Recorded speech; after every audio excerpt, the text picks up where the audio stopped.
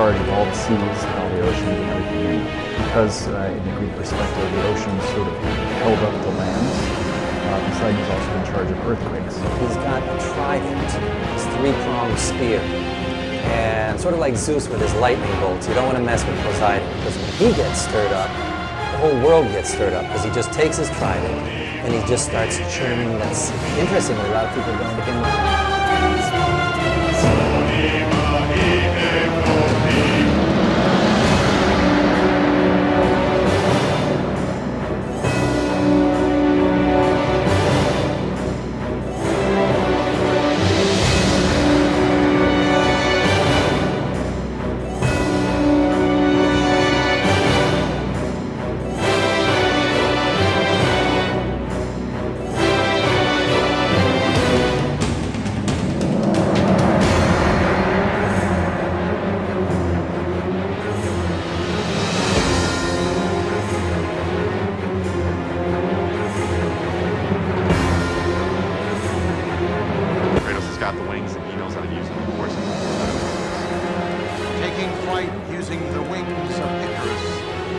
forms an alliance with the Pharaoh of the Sky, Titan, known as Atlas. As more savage. They're unorganized, reactive, thoughtless people. They're brutes. It would be difficult to imagine how human beings could figure out a way of dealing with the Titans and their unpredictable rages. I think we would tend to be just cowering in fear of their cosmic rampages and frantically...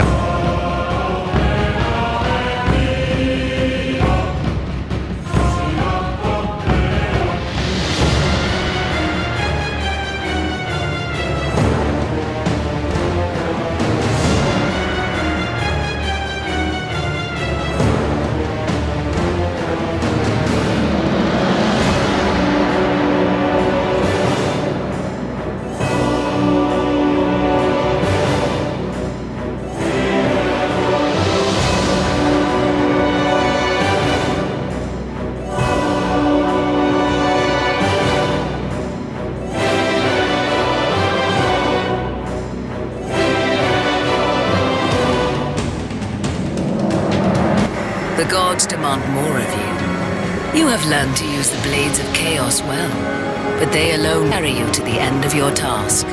I offer you the very blade I used to slay a Titan. Take this gift and use it to complete your quest. Take this weapon, Kratos. Take this power and use it to defeat your enemies.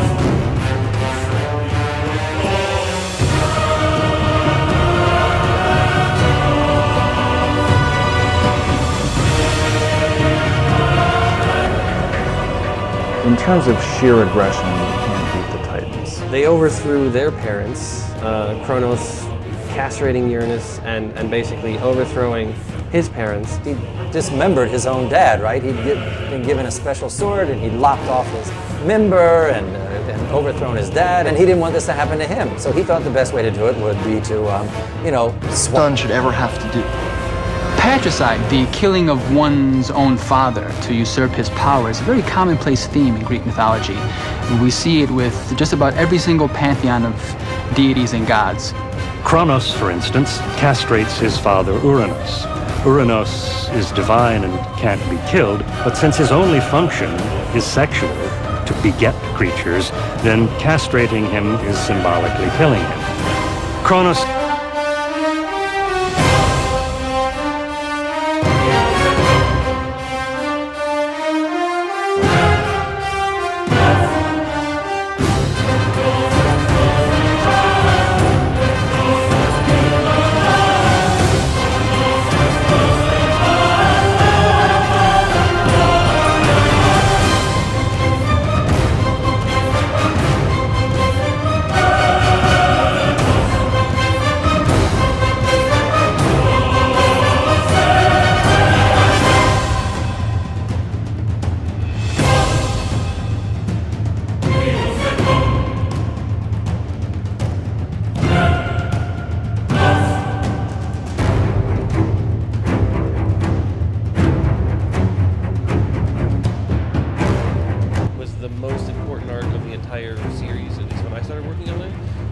show that she was the one Greek god who did something selfless.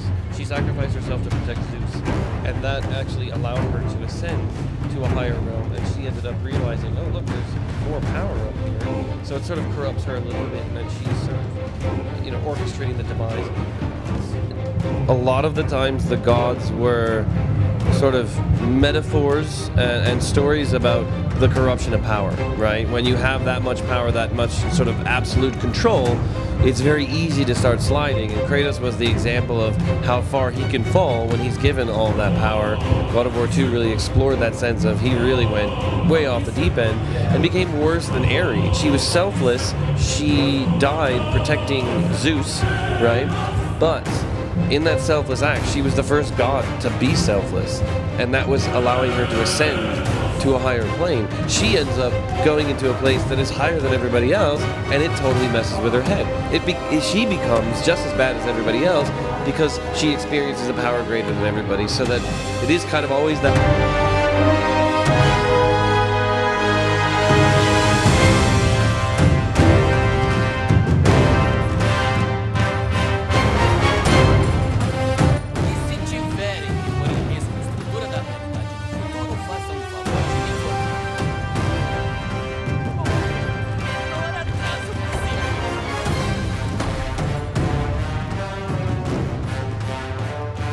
Se apresse por nossa causa, é só a estabilidade do universo que está em jogo.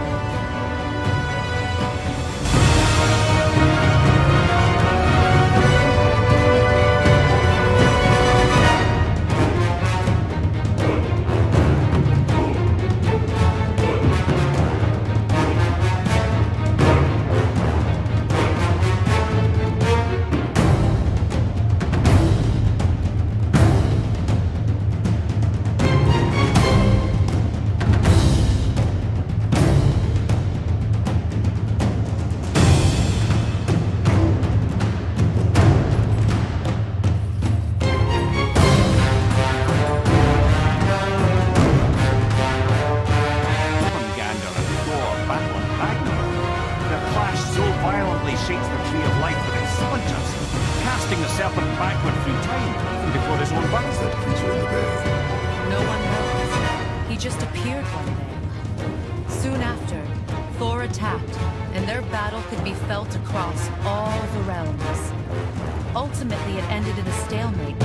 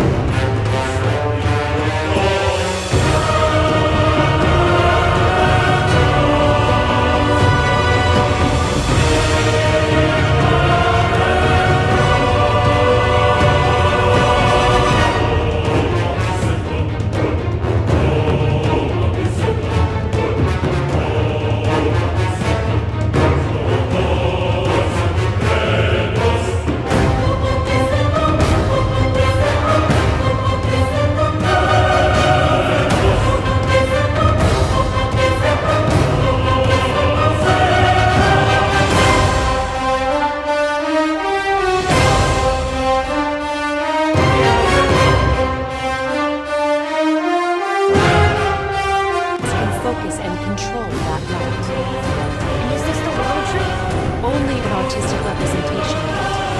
No, the Yggdrasil is much, much more than this. The tree of life is bound to the fate of the world, just as we are bound to it. The tree nourishes our souls. The dew from its leaves feeds our valleys and rivers. The tree's very existence supports all of creation along its boughs. Its life energy interwoven into the tapestry of life. Birth, growth, death, and rebirth. Every strand transcending time, transcending space. Everything comes back to the tree. So, that's how it works. But I'm guessing you were looking for a more practical answer. Yes.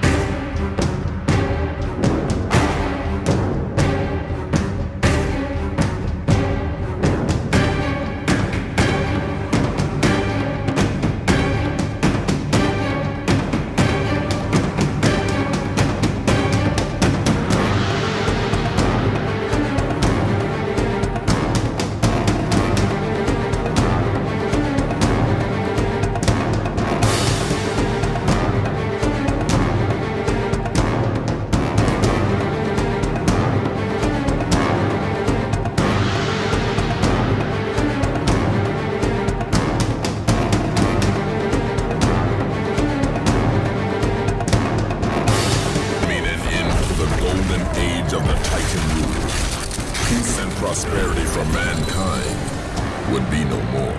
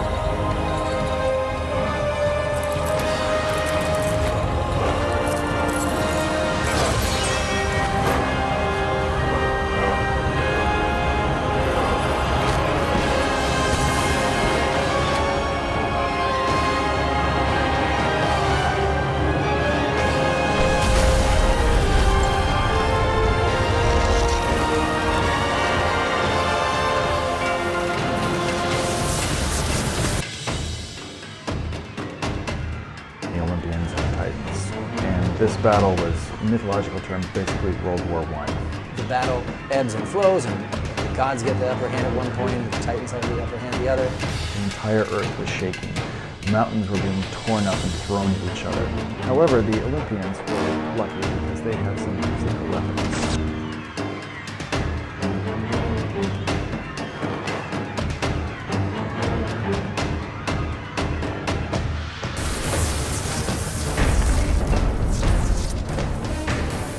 The battle continued despite my capture. Then Zeus created a powerful weapon to end the Great War. A weapon forged from the heavens and the earth. The Blade of Olympus. I banish you to the darkest pits of Tartarus!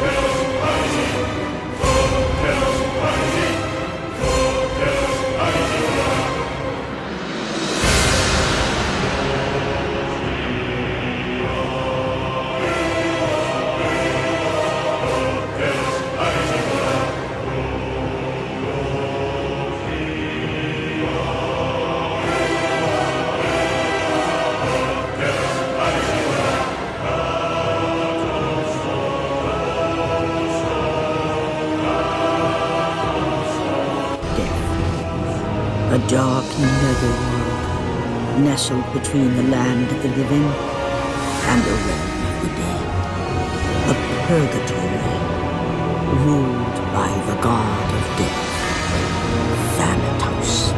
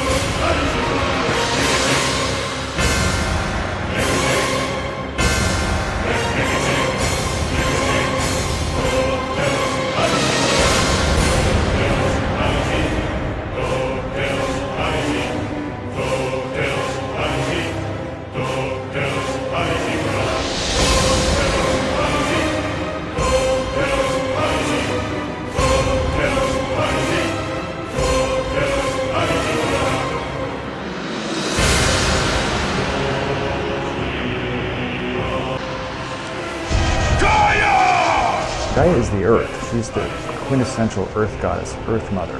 And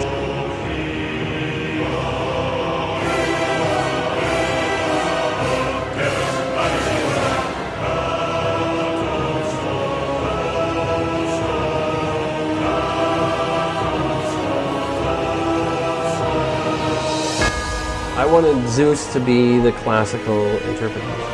She's just a strong, powerful overseer of all of the gods.